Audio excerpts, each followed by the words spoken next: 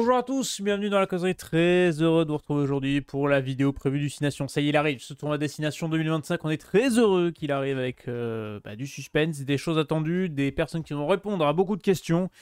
Et évidemment, le médoloustique tic et tac du rugby qui m'accompagne, journaliste sud-ouest Brian et journaliste Figaro. Thomas, comment ils vont? Est-ce qu'ils sont chauds? Est-ce qu'ils sont prêts pour ce tournoi Destination? Et ils vont bien. En tout cas, ça fait longtemps qu'on l'attend. Ah Ça fait non. quelques mois qu'on est. Ouais, non, mais ça fait quand même quelques mois qu'ils nous pressent de voir ce tournoi vu un peu la catastrophe qui a été le dernier. Et mais comme avec Thomas, en plus, on sera bon, pas au même endroit, mais on sera au stade pour les deux matchs à domicile. Donc ouais, il nous tarde. Ils vont au stade quand même. Ah, Ils sont bien ouais, lotis. Ils sont bien lotis quand même. Je vous le dis, ils gagnent bien leur vie. Écoutez, c'est simple, principe ultra simple. Tier list pour classer ces 6 nations. On va évidemment finir par la France et l'Irlande parce que je pense que ce sont les deux favorites. On va finir par l'Angleterre, l'Irlande et la France parce que c'est les trois qui vont peut-être prendre le plus de temps. Et on abordera quelques sujets sur la France puisque c'est un peu la nation qui nous concerne et parce qu'il y a quelque chose à dire. Il y a des groupes qui sont, enfin, la liste des 23 qui est sortie pour le Pays de Galles. Il y a beaucoup de questions et des absents. Un Fabien Galtier qui répond un peu moins aux questions qu'à la coutume. Non, je veux dire comme d'hab, c'est pareil. Messieurs, commençons tout de suite par le Pays de Galles. Où est-ce qu'on les fout, ce Pays de Galles? Vous avez vu, on a la tier list avec un classement. On va faire la petite prono de nos classements. N'hésitez pas à le faire en commentaire également, d'activer la cloche. Ça fait toujours plaisir, c'est gratuit. Thomas, ce Pays de Galles-là, qui a vécu une année 2024 catastrophique avec aucune victoire, il me semble. Bon, ça sent peut-être la cuillère en bois hein, pour le 15 du Poireau. Alors moi, je les mets derniers. Je les mets derniers parce que forcément, il y a match avec l'Italie. Mais je crois qu'actuellement, le Pays de Galles est passé un poil derrière l'Italie. On va voir en tout cas, sur ce tournoi. Et surtout, l'Italie reçoit le Pays de Galles. Donc là, c'est leur finale à eux, en fait. Hein. C'est presque une compétition dans la compétition. Mais cette équipe du Pays de Galles, moi, elle m'inquiète de plus en plus parce que je pense que déjà, il y a d'énormes problèmes à la fédération. Ça, c'est déjà le premier problème. Il n'y a pas de sous. Les joueurs, les grands joueurs gallois sont obligés de partir, donc que ce soit en France, au Japon ou ailleurs.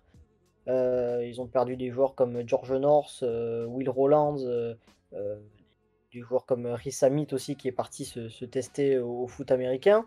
Et en fait, il y a eu quelque chose qui s'est amorcé, c'est la nouvelle génération. Ils ont testé pas mal de jeunes qui n'étaient pas ridicules sur le dernier tournoi.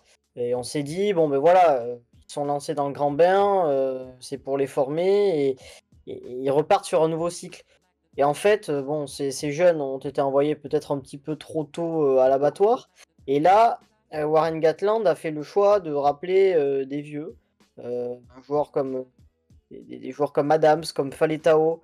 Alors il faut de l'expérience bien sûr pour encadrer la jeunesse, mais on a senti aussi au discours de Warren Gatland que savait pas trop où il allait en fait avec cette équipe.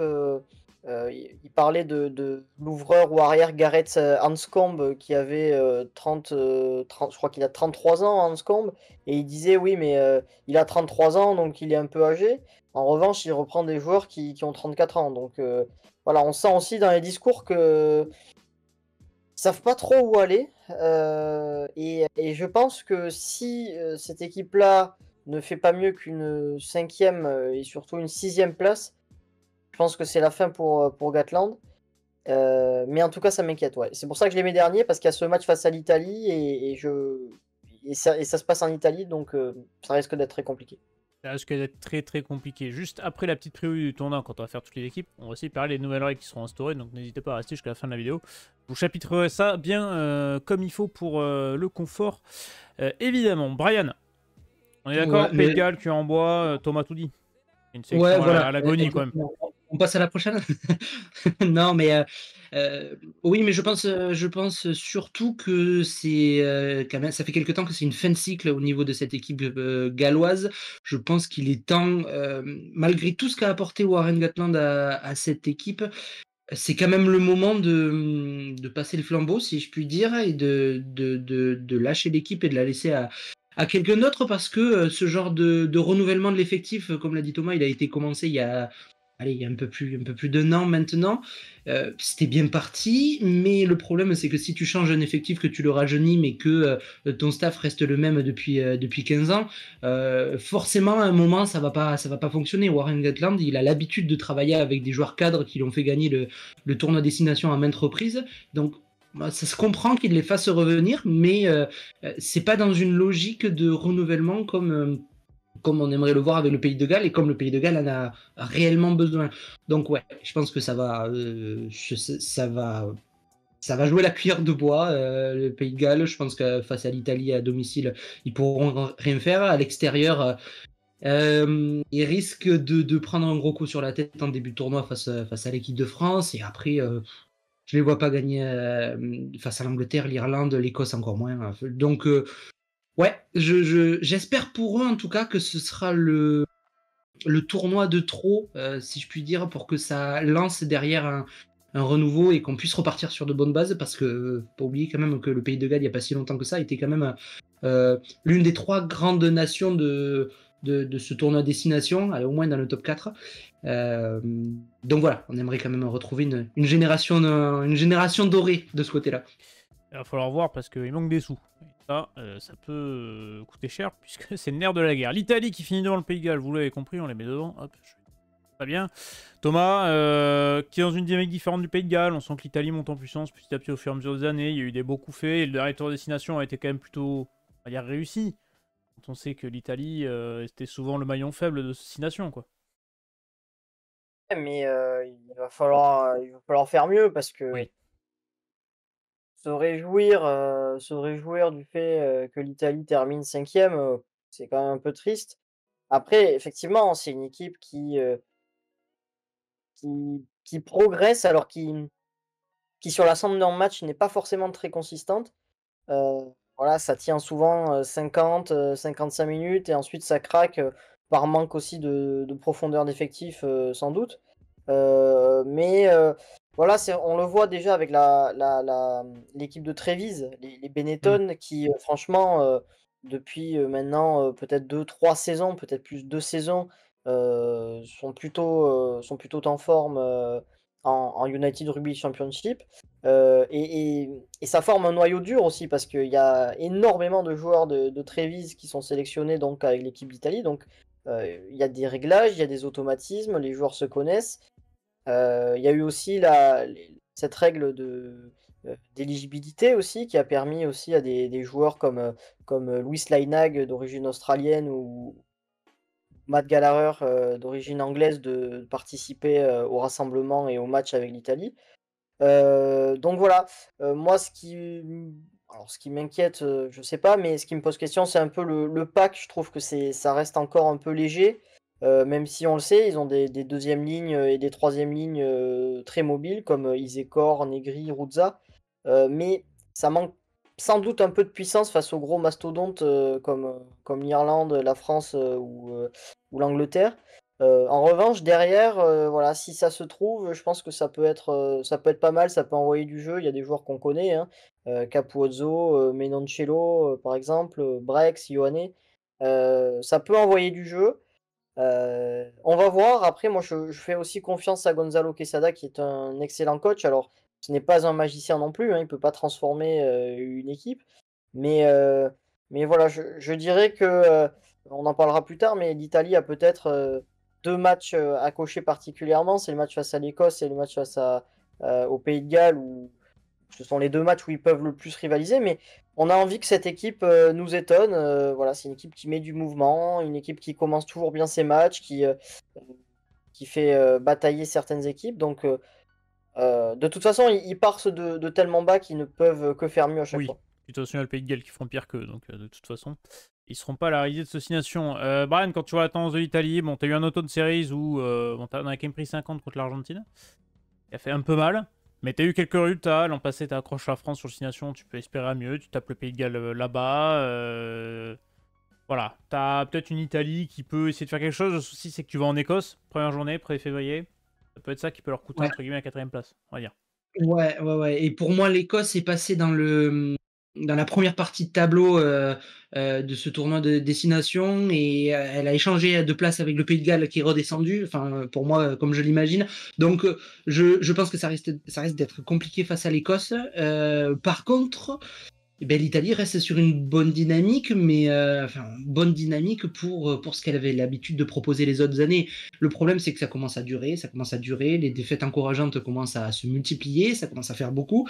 Et là, en fait, je veux dire, le tournoi l'année dernière était plus qu'encourageant, mais comme dit Thomas, il y a un step à passer, il y a un cap à franchir encore. Après, on se dit pourquoi pas cette année. Je veux dire, il y a la place avec le Pays de Galles, mais même avec une équipe comme l'Angleterre, on en parlera tout à l'heure, mais pourquoi pas, il y a peut-être quelque chose à faire face à l'Angleterre. Et il y a quand même quelque chose qui a changé au niveau de l'Italie depuis pas mal d'années maintenant, c'est que il y a pas mal de joueurs qui sont devenus cadres dans l'équipe et qui jouent maintenant dans des championnats étrangers. Je pense notamment au top 14. On connaît Garpici, on connaît très bien Capozzo, on connaît Ioane maintenant. Enfin, je veux dire, il y a plusieurs joueurs comme ça qui sont recrutés par des grands clubs européens, ce qui fait que du coup tu progresses individuellement et t'apportes cette expertise, mine de rien, à ton équipe nationale. Et je trouve quand même que d'année en année, c'est une équipe d'Italie qui se construit progressivement et qui devient de plus en plus dangereuse. Alors, on a toujours dit qu'il faut faire attention au match face à l'Italie. Là, plus que jamais, pour moi, c'est quand même une équipe qui est capable de faire tomber, allez, 4 de ces 6 équipes. Donc, pour moi, ils doivent aller accrocher la 4e place. Je pense qu'ils en ont les moyens. Mais bon, on va dire que pour l'instant, on va les laisser à la 5e place. Je pense que c'est un peu trop tôt pour encore gravir un échelon. Mais bon, franchement, cette équipe promet. C'est un peu le contraire du Pays de Galles. Voilà, il y en a une qui est en descente, en chute perpétuelle. Et l'autre qui ne cesse de progresser, mais peut-être pas assez rapidement. C'est ça le problème. Peut-être avoir un avis intéressant sur l'Angleterre, à mon avis. Je pense que ça peut différer selon les points de vue. Mais avant d'aborder l'Angleterre et le 15 de la Rose, on va aborder l'Écosse. Certains le plus bel hymne du monde. Est-ce que l'hymne peut servir à faire gagner des matchs? Sûrement. Est-ce que l'Écosse peut faire mieux qu'une 4e place? Peut-être. Brian, je ne sais pas ce que tu penses de cette Écosse-là. Ouais, ben moi je les mets de Finn Russell. Ah, ou tu les mets 3, d'accord. Ouais, pour moi, ils finissent 3e parce que on l'a vu l'année dernière, on le voit depuis quelques années. Les matchs face allez, on va dire les 3 plus grosses équipes du tournoi, on va dire la France, l'Angleterre et l'Irlande. Ça se joue pas toujours à énormément de choses. Je veux dire, c'est des équipes qui arrivent à tenir la cadence et qui proposent surtout énormément de jeux et qui est de plus en plus solide de par son paquet d'avant et qui est de plus en plus agréable à jouer grâce à ses arrières. Donc je veux dire, c'est une équipe qui est capable encore de mieux, qui est sur une pente ascendante depuis plusieurs années, qui a des joueurs de classe mondiale aujourd'hui. Hein, on parlait avec l'Italie, mais là, il faut doubler ou tripler. Je veux dire, c'est des joueurs qui sont convoités par les plus grands clubs européens. Forcément, ça aussi, ça joue. Et je pense que tu peux attendre beaucoup plus de l'Écosse cette année que les années précédentes. C'est plus une équipe qui joue la cuillère de bois avec l'Italie. Donc, pour moi, elle a tout à y gagner, à espérer terminer dans les 4 premiers, parce que, allez, on va dire, les 4 premiers au moins, mais je pense qu'elle peut aller chercher ce top 3, étant donné qu'il y a 2 équipes qui, pour moi, sont malades en ce moment, c'est le Pays de Galles et l'Angleterre, donc c'est vraiment l'année pour eux où ils peuvent faire quelque chose et s'inscrire dans la durée en marquant, en tapant du poing sur la table et en disant, voilà, l'Écosse, aujourd'hui... c'est ça, on est capable de bien mieux, on est passé dans une autre dimension. Je sais que t'aimes pas les Anglais, mais je présenterai pas aussi simplement et aussi rapidement. Mais bon, Thomas, tu les vois finir 3 ou 4, toi, l'Écosse? Pas plus haut, j'imagine, mais... Bah, je les vois finir 4 et moi, je suis pas tellement d'accord. Hein. Moi, je trouve que c'est une équipe qui stagne. Hein. On attend toujours quelque chose de l'Écosse. On se dit, bon, pourquoi pas? Et en fait, non, chaque année, c'est une équipe qui montre sur un match qu'ils sont capables de rivaliser. Mais bon, après, c'est une équipe qui malheureusement a de très bonnes individualités, notamment derrière, mais ça fonctionne pas et on le voit, c'est une équipe aussi qui compte beaucoup sur Finn Russell. Si Finn Russell est dans un mauvais jour, ben, l'équipe elle sombre. Moi, c'est une équipe qui, je trouve, stagne. Elle ne gagne rien, clairement. Dans le tournoi, bon, si on se satisfait d'une 3e ou d'une 4e place pour l'Écosse, c'est assez inquiétant. Et surtout, ils ont des absents de marque. Et ça, il faut le souligner avec le 2e ligne Scott Cummings et surtout Tuipulotu, Oui. qui est vraiment la plaque tournante de cette équipe.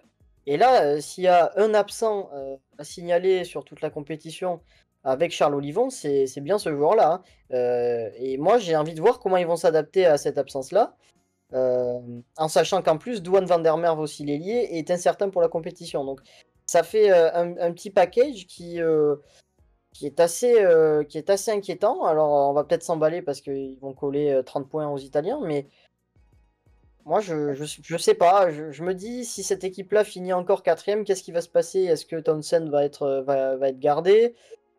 Je sais pas. Moi, franchement, cette équipe, tout le temps, on se dit, elle est agréable. Il y a des joueurs super intéressants à voir jouer. Mais finalement, bon, c'est à peu près tout le temps les mêmes résultats. Donc, moi, je les mets à la 4e place. Moi, je les mettrais 4 aussi, dans le sens où pour moi, les 3 autres sont au-dessus de l'Écosse. Elle est un peu dans un no man's land, je dirais. Au-dessus de l'Italie au Pays de Galles et en dessous de l'Angleterre, l'Irlande et la France. Maintenant, dans quel ordre on va dispatcher ces 3 nations-là? Commençons par l'Angleterre, parce que c'est peut-être le plus gros morceau, je pense, avec le 15 de France, cette Angleterre-là, parce que elle divise. Certains pensent qu'elle fera un beau tour à destination, parce qu'elle a quand même montré des belles choses pendant cette Autumn Series, dernièrement. Et d'autres pensent que ça va être très très compliqué. Il y a cette question il y a plein de questions au niveau de l'effectif anglais. Je vais vous afficher un petit tweet. On remercie Gauthier Baudin sur Twitter, je ne sais pas ce que je ferais sans cet homme. Le squad anglais qui a annoncé quelques changements après des blessés. Il y a des questions sur qui on met à l'ouverture. Il y a des questions sur... voilà, ça a critiqué un petit peu. Brian, toi tu les vois pas aussi beaux que ce qu'on peut penser l'Angleterre? Ben non, ce serait. Je vois pas comment on peut les trouver aussi beaux qu'il y a quelques années, quand on connaît le potentiel de cette équipe, les capacités de ces joueurs, des joueurs qui sont sélectionnés. Alors oui, oui et non, parce que je veux dire, ils vont faire un super match face à la France. Ça, il y a aucun doute. Ils vont nous tenir. Ça va être très compliqué d'aller Ça va être un gagner beau match, là-bas. hein. Un très très beau match, Ouais, je ça pense. va être un beau match et ils vont sortir le meilleur d'eux-mêmes et ça risque de faire un peu comme à Angleterre-Nouvelle-Zélande là il y a quelques mois et ça va être très compliqué, ça va se jouer à 3 points peut-être. Ça, il n'y a pas de problème. Par contre, sur la durée totale de la compétition, sur 5 matchs, et face à l'Irlande, face à même l'Écosse, faut quand même se souvenir du match Angleterre-Écosse de l'année dernière. C'est pas une équipe que je vois terminer dans les 2 premiers parce que pour moi il y a un fossé avec la France et l'Irlande, mais depuis quelques années maintenant. Je veux dire, c'est un fossé qui continue de se creuser, qui est un petit peu comblé par les performances assez exceptionnelle de certaines fois de cette équipe qui est capable, voilà, on en parle face à la Nouvelle-Zélande, qui est capable de sortir le match référence tout en ne parvenant pas à gagner quand même à la fin. Donc au final, c'est un match comédie. Je disais qu'ils avaient un bon automne cerise, mais en vrai, ils perdent les 3. Mais dans le contenu, voilà, c'était quand même plus intéressant, je trouve. Mais c'est intéressant, mais ça suffit pas de sortir un gros match par-ci par-là pour t'imposer sur un tournoi où t'es attendu pour gagner les 5 matchs et finir et faire un grand chelem qu'ils n'ont pas fait depuis je sais plus quand. Donc voilà, moi sur le papier, c'est une équipe qui est assez sympathique et qui promet de grandes choses.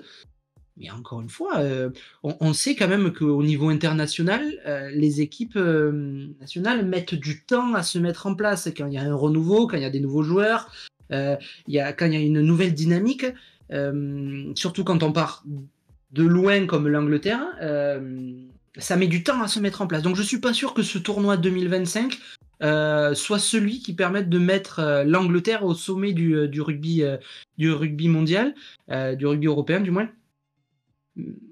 Et voilà, sur un match, tout peut se passer tant que l'arbitre n'a pas sifflé la fin du match, mais je m'attends.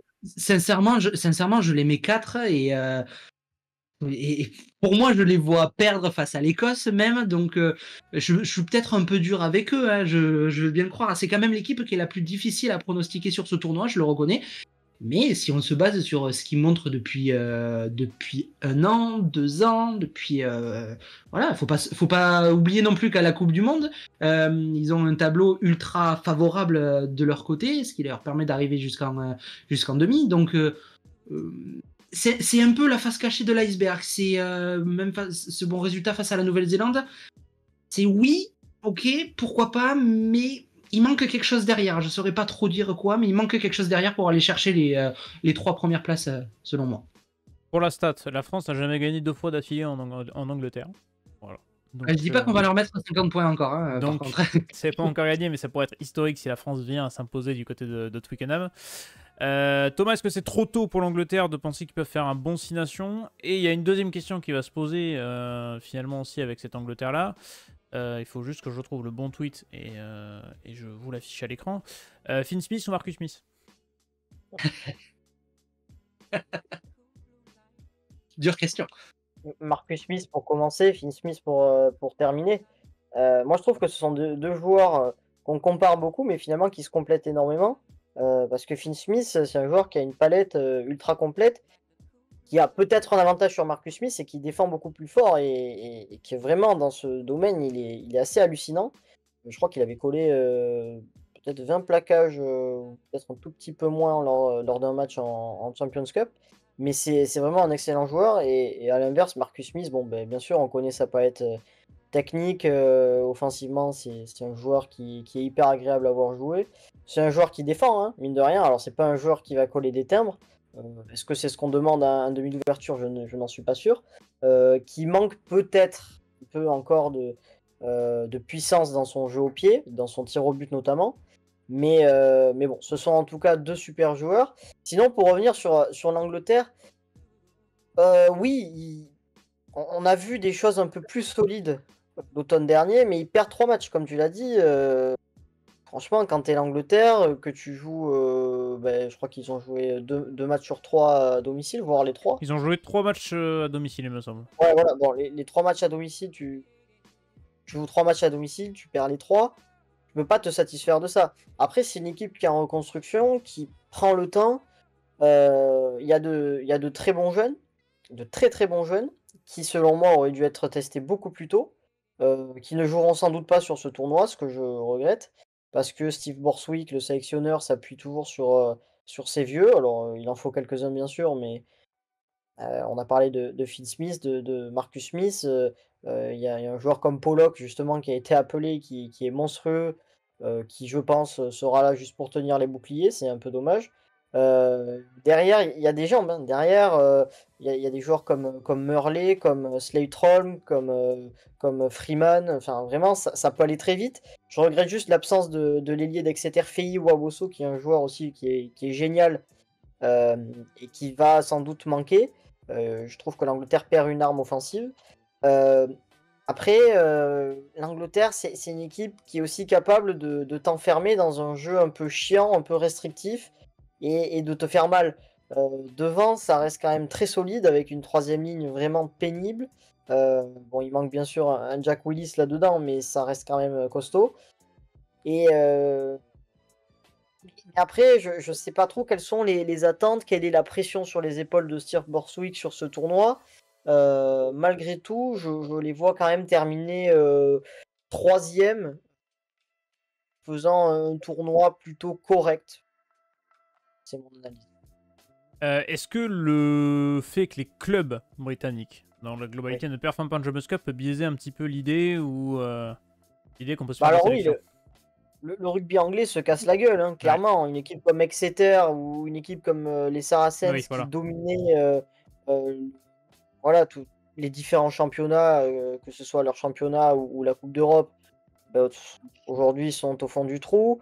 On l'a vu aussi, des équipes comme Northampton, les Harlequins ou Bath font qui sont plutôt en forme en championnat, finalement en Champions Cup, c'est quand même pas terrible. Enfin, honnêtement, le championnat anglais se casse la gueule, leurs meilleurs joueurs partent à l'étranger, il n'y a pas de sous, c'est assez lamentable, mais à l'inverse, quand on regarde par exemple l'Irlande, on voit qu'il y a le Leinster, derrière, il n'y a pas grand-chose. Et au final, la sélection irlandaise brille. Donc, voilà, est-ce que ça peut être pareil pour l'Angleterre? Ouais, je pense, quand ils réunissent leurs meilleurs joueurs, c'est quand même pas trop mal. En fait, ça veut dire quelque chose, j'ai envie de dire oui et non. Ouais. Bah écoute, on va les mettre 3. Pourquoi? Parce que moi je vais faire la surprise et finir 2. Voilà, je me dis, allez. Brian les voit 4, donc on coupe la poire en 2 et Thomas les voit 3. Donc comme ça, on les fout 3 et on fout les cos 4. Brian, ça te va ou pas? Ou Oui, tu oui, veux bien vraiment sûr, que je te les c'est mette en 4? cohérent quand même. Je les mets en 7 si tu veux même. Bon, l'Irlande, Mais messieurs. t'aurais dû mettre l'UBB même en 3 jeux. Mais bon, je dis ça, je dirais, c'est que mon avis. Ce n'est que ton avis. De toute façon, ils ont tous leurs joueurs titulaires si tu veux pour qui sont pas en sélection. L'Irlande, messieurs, est-ce qu'on les voit finir 2 ou est-ce qu'on voit l'Irlande remporter ce tournoi des 6 nations? Je vais envoyer la balle sur Thomas vu que c'est Brian qui a commencé sur l'Angleterre. Est-ce que cette Irlande-là peut encore surprendre? Est-ce que cette Irlande-là est au même niveau que l'Irlande l'an passé ou que l'Irlande il y a 2 ans? Ou est-ce que l'Irlande a laissé passer son temps et commencera une lente régression? Je ne sais pas, hein, le renouvellement de génération. Comment ça va se passer pour cette Irlande? Ouf, là, c'est compliqué, hein. Ouais. Je sais pas parce que je pense que l'élimination en coupe du monde, Fait mal aux têtes. a fait un peu mal, je trouve, à l'Irlande, qui a eu besoin peut-être d'un certain renouveau. Sexton est parti, on a du mal à lui trouver aussi un remplaçant. Je les trouve un peu, ouais, peut-être un petit peu moins bons que l'an dernier, mais c'est toujours pareil avec cette équipe, ça peut revenir très fort. Je pense que vraiment ils se sont focalisés sur cette compétition. Heu ils peuvent revenir très fort. Après, on le sait, hein, sûrement le match qui déterminera tout, c'est peut-être ce Irlande-France et avantage du coup à l'Irlande qui joue à domicile. Mais ouais, dans le jeu, j'attends de voir. C'est une équipe qui, forcément, défensivement, fera toujours aussi mal, qui sera toujours aussi pénible, notamment dans les zones d'affrontement et dans les rucks. Mais c'est plus le jeu de 3 quarts avec, la charnière. Gibson Park a perdu son meilleur allié avec Sexton. Heu, voilà, Crowley, Burn, n'y arrivent pas. Peut-être que, on va essayer Prendergast, qui a un profil un peu plus, à la Sexton. Mais c'est un jeune joueur encore, donc lui confier les clés du camion, c'est quand même une sacrée responsabilité. Hem, on verra. Alors après, moi, pour le coup, peut-être que je me suis pas trop mouillé sur les différents pronostics. Peut-être que je prends un petit risque en disant que l'Irlande va finir 2e. Mais voilà, ça reste une équipe bien sûr, très solide devant avec de super joueurs, derrière aussi, hein, c'est pareil. Mais je vais quand même les placer 2e. Je tente, un petit coup, «risqué» entre guillemets, mais je vais les mettre 2e. Bah, le fait que l'Irlande reçoive la France et l'Angleterre, ça les place d'office favoris pour le top 2, qui peut aider. Ah oui, oui, oui, ça de recevoir, pendant le tournoi destination, ça tu pars forcément avec un avantage. Après je suis assez d'accord avec Thomas. Pour moi, il y a eu, un avant et un après coupe du monde. L'Irlande qui était, la meilleure équipe du monde avant la coupe du monde, qui s'est retrouvée, ne plus être la meilleure équipe du monde après la coupe du monde. Il y a eu peut-être une chute de morale, peut-être, voilà, ça a été un Ah, il a petit fait peu mal, hein, compliqué. le match contre les Blacks. Beh après, ouais, après ça fait mal à la France comme à l'Irlande, voilà, c'est comme ça, faut se relever. La France a eu du mal à se relever, lors du dernier tournoi destination. L'Irlande a été un peu plus efficace. Là, j'ai l'impression que c'est le contraire. J'ai l'impression que les tendances s'inversent et que, le départ de Sexton, sur le long terme fait mal parce qu'il y a pas il y a pas grand monde derrière à sa hauteur, du moins. Donc ça, c'est difficile. C'était quand même le métronome de cette équipe et voilà, sans Sexton, c'était pas du tout la même chose. Par contre, là où mon raisonnement est complètement différent de l'Angleterre, c'est que même s'ils sont sur une moins bonne dynamique comme l'Angleterre, ils restent quand même sur des bases ultra solides, avec des joueurs de classe mondiale, enfin qui sont c'est presque les meilleurs joueurs à chaque poste, et ils sont capables, il va leur falloir peut-être 1 ou 2 matchs pour se relancer et il suffit qu'ils remportent les 2 premiers pour jouer le Grand Chelem sans aucune difficulté. Donc voilà, donc c'est pas une équipe qu'il faut enterrer trop vite, parce que ouais, ça va se jouer entre la France et l'Irlande selon moi pour la première place et pour le Grand Chelem. Mais effectivement, je vais les mettre deuxième. On va être un petit peu chauvin. Et je vais laisser le 15 de France en premier parce que je pense que, voilà, de toutes les équipes qu'il y a en ce moment, je pense que la France est celle qui a la meilleure dynamique en ce moment.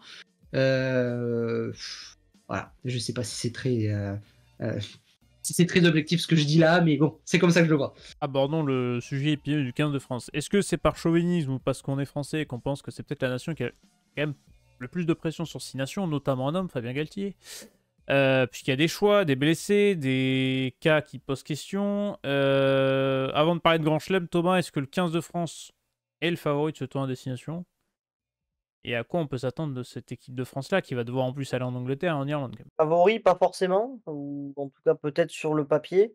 Mais d'une manière un peu plus globale, avant de revenir sur l'équipe de France, c'est toujours très difficile de juger, un tournoi comme Ouais. comme une coupe du monde parce que, les dynamiques, ou les résultats que tu as eus, pendant la tournée d'automne ne veulent quasiment rien dire. Tu sais pas dans quel état d'esprit, tu sais pas quelle est la dynamique du groupe. Heu, En fait, on part pratiquement de 0, on part dans l'inconnu, donc c'est toujours très compliqué. Effectivement, comme tu l'as dit, je pense que il y a quand même une grosse pression sur l'équipe de France.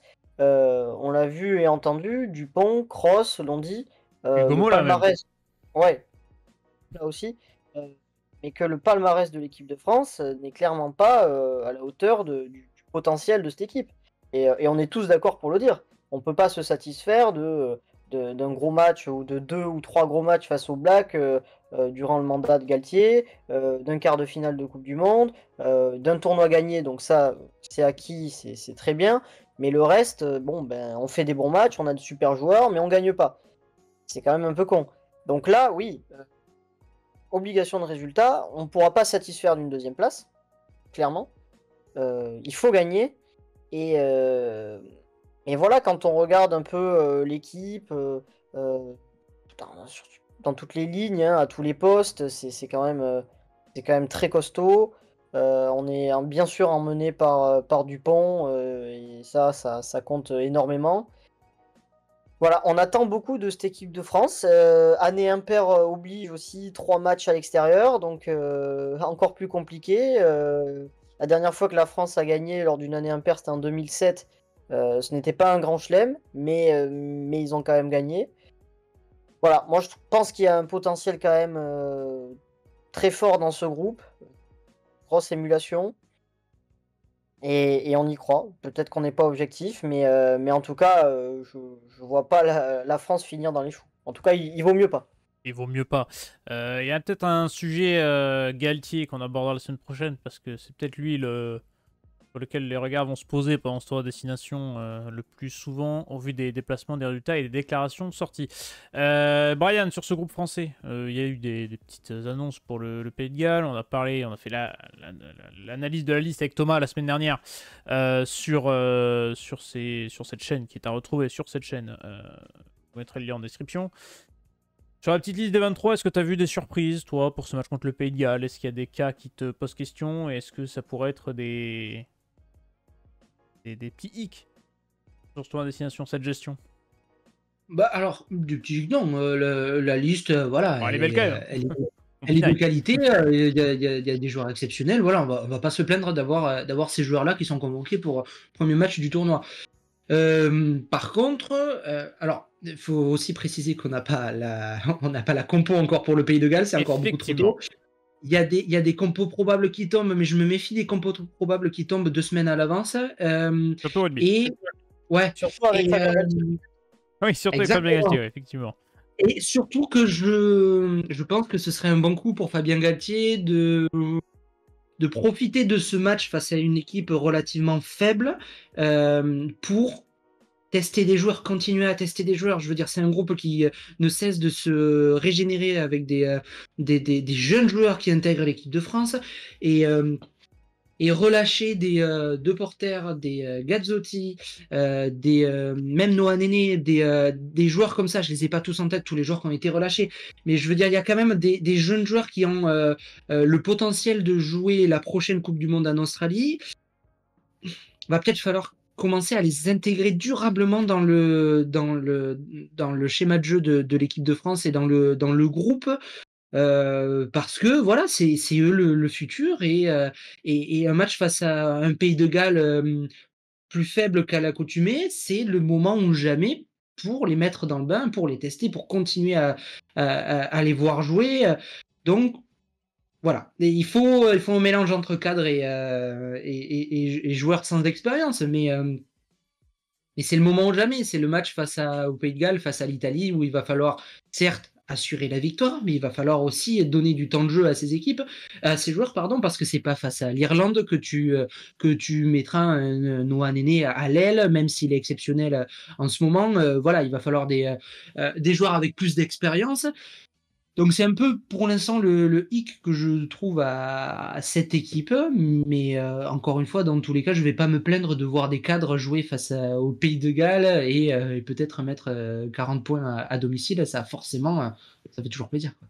Juste Oui. sur la photo que tu montrais sur les joueurs retenus, ce qui est intéressant, c'est de voir les joueurs qui sont conservés au poste de numéro 4, parce que Thibaut Flamand est blessé.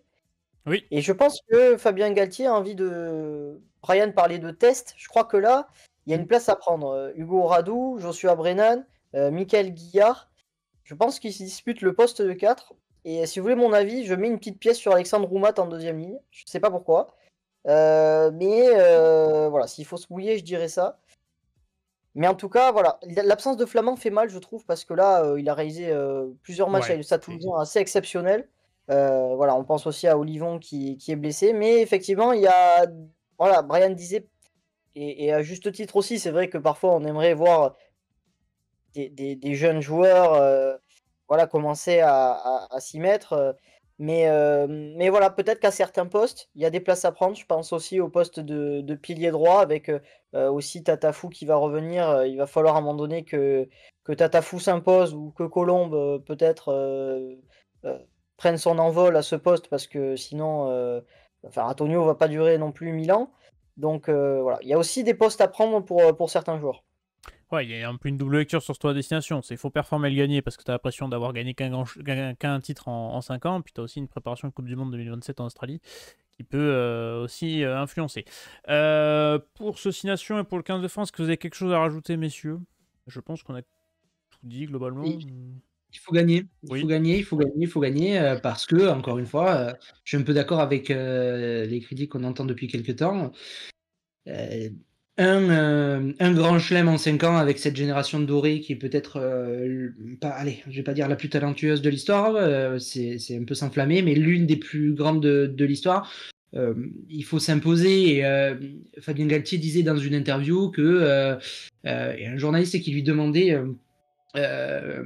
pourquoi est-ce qu'il espérait avoir plus de trophées, pourquoi il n'y a pas plus de trophées que ça pour cette équipe, et il répondait que pour lui gagner 3 test matchs en automne, c'était aussi un trophée. Faire une victoire face à la Nouvelle-Zélande, comme on l'a vu, c'était un trophée. Alors ça, c'est toujours leur avoir un trophée bien garni, alors ça, on peut en rassurer. c'est toujours la communication de Fabien Galtier, hein, qui plaira à certains et pas à d'autres. Mais voilà, le problème, c'est qu'un trophée, c'est quand tu ramènes un trophée à la maison et c'est un tournoi destination gagné, c'est un grand chelem gagné ou c'est une Coupe du Monde gagnée. Après, voilà. Donc, on ne peut pas se satisfaire d'une défaite, certes cruelle, mais en quart de finale d'une Coupe du Monde à la maison et d'une victoire en tournoi destination, même si effectivement il y a d'autres nations qui sont tout aussi talentueuses que la nôtre. Donc je ne dis pas que c'est facile, mais je dis que cette équipe mérite beaucoup plus de récompenses. Et puis répondre après un 6 nations 2024, compliqué, il y a ça aussi. Mais je pense qu'un sujet Galtier sera pas trop mal la semaine prochaine. N'hésitez pas à donner votre avis sur le sélectionneur du 15 de France et on rebondira peut-être dessus, on en sélectionnera des coms pour la vidéo de la semaine prochaine. Je pense que ça pourrait être une bonne idée. On va finir à part de petites annonces. Encore une fois, Gauthier Baudin sur Twitter, il régale. Alors je vous sors la liste des 23. Petite annonce, inutile ou utile, je sais pas si vous l'avez regardé, mais Netflix ne renouvellera pas la saison Full Contact. Je sais pas si vous l'avez déjà regardé. J'ai vu la première partie, ouais. Voilà, bah, du coup, il n'y aura pas de. Il n'y aura pas pour audience trop basse. Audience, la saison 1 n'avait même pas atteint le top 10. Donc forcément, c'est gommé. Et il y a ces nouvelles règles mises en place pour les signations, c'est peut-être un peu plus intéressant. Carton rouge de 20 minutes. Micro sur les arbitres seront activés dans le stade lorsqu'il piquera une décision. Et des 60 secondes pour taper une transformation, 30 secondes pour faire une mêlée ou une touche. Protection de 9 pour permettre un jeu plus propre sur la base des règles de molle et des mêlées. Voilà, je vous l'ai fait défiler à l'écran. Messieurs, allez Thomas sur le carton rouge de 20 minutes déjà. Est-ce que c'est un peu une idée à la con ou est-ce que ça peut être une bonne idée? Il y en a qui disent que c'est une bonne idée parce que souvent, quand les équipes prennent un carton rouge, ça fausse à peu près tout. Pas tellement d'accord, hein. Il y a quand même beaucoup de contre-exemples. Euh, et bon, personnellement, hein, moi je suis pas forcément d'accord parce que en matière de sécurité des joueurs, je trouve pas ça terrible. Un joueur va venir C'est ça, dézinguer. t'envoies un mec au Ouais, casse-pied, ouais, il peut aller déglinguer Dupont et c'est réglé, quoi. Il revient après 20 minutes. voilà, c'est ça. Et 20 minutes plus tard, il y a son coéquipier qui peut rentrer et ils peuvent être à 15. Voilà, moi je suis pas si d'accord que ça. Après, voilà, les 60 secondes pour taper les transfos, c'est très bien. Les 30 secondes pour faire une mêlée ou une touche, si c'est vraiment appliqué, parce que j'espère que ce sera vraiment appliqué, c'est très bien.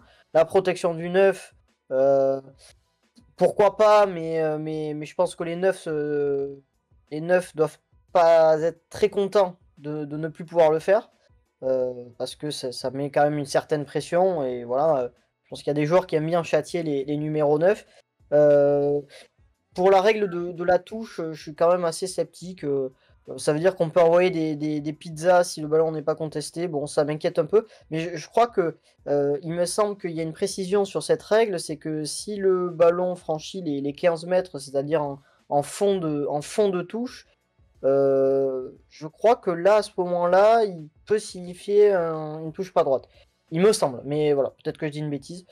Mais on verra s'il y a une bonne compréhension aussi des joueurs de cette règle, parce que déjà qu'il y a trop de fautes dans le rugby professionnel, les joueurs ne comprennent pas les règles par manque de lucidité ou de compréhension tout simplement. Là, on va voir, mais rajouter des règles en cours de compétition, c'est quand même un scandale. Ryan, d'accord avec ça? Ouais,